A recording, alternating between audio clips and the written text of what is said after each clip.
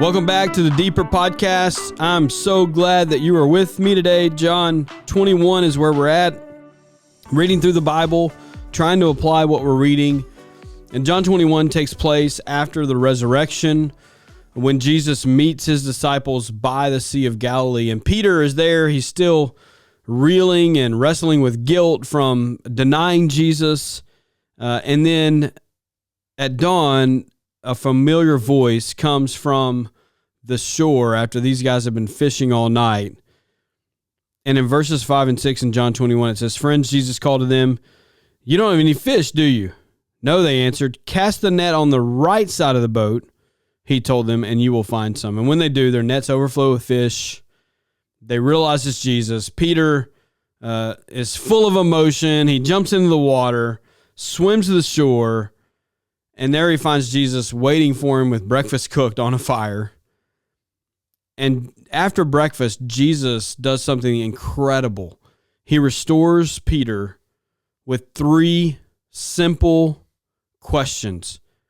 Do you love me? And each time, Peter is saying, yes, yes, Lord, yes, Lord. And what we don't see in the English is he's using different language, different words for love. But the thing is, I think it's important for us to see that Jesus restores, that Jesus is a God of restoration, that Jesus gives second chances.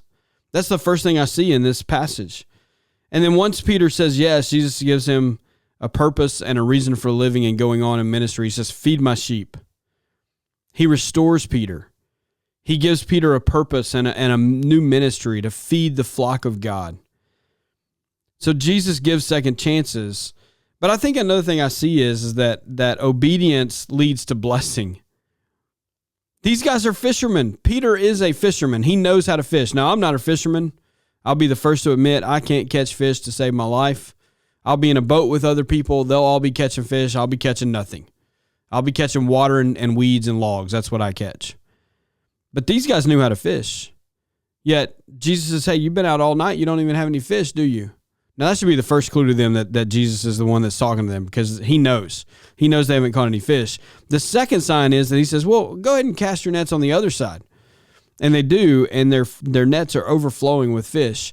Now, you only do that as a fisherman if you know Jesus and you've been around and you know his power. But obedience leads to blessing. The disciples had caught nothing until they followed Jesus' simple instruction to cast their nets on the other side of the boat. Now, if you've ever been in a boat this size, I've been in a replica boat like this. It's not a huge boat. Shouldn't make that much difference. Maybe 15 foot of difference, 10, 15 foot of difference from one side to the other. So how in the world did they catch nothing on one side, but then on the other side they caught all the fish? Well, it's simply because Jesus knew where they were. Jesus maybe just made them show up in those nets.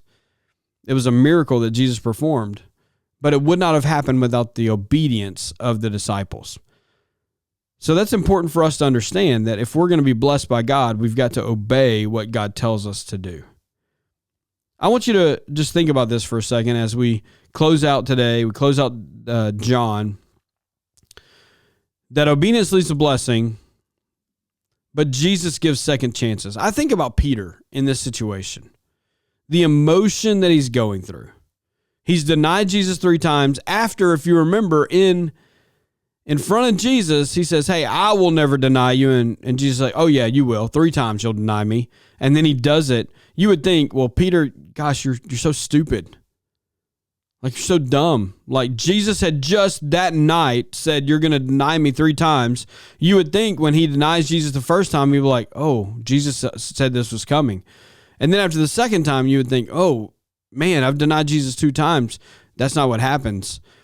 And so Peter is left with all this guilt, but then Jesus gives him a second chance. He restores him to ministry. He gives him a new opportunity, a new purpose. But this only happened because of obedience. Obedience always precedes blessing. So here's the question. Do you want to be blessed today? Do you want to be blessed by God? Do you want to live the blessed life? Most of us would say, absolutely, I want to live the blessed life. I want blessing from God. then you have to obey. Once you obey, blessing will come. I want you to remember that as you go throughout the day. God's a God of second chances, and obedience precedes blessing.